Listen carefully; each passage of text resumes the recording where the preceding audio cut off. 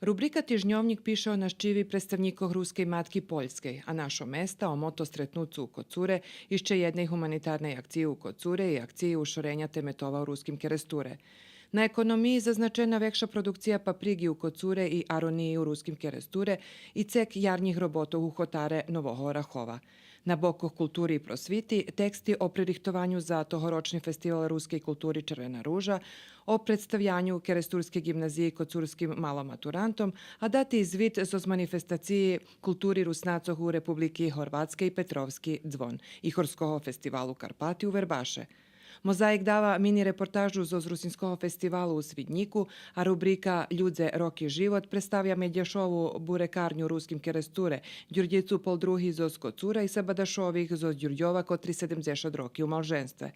Duhovni život zaznačal sretnuce Karitasovih volonterov u Vodici i peršu pričas u Keresturskej parohiji, a sport prinoši rezultati zoz lokalnih fotbalskih ligoh i zvid zoz otrimanih robotnjoh za najmladših ribaroh.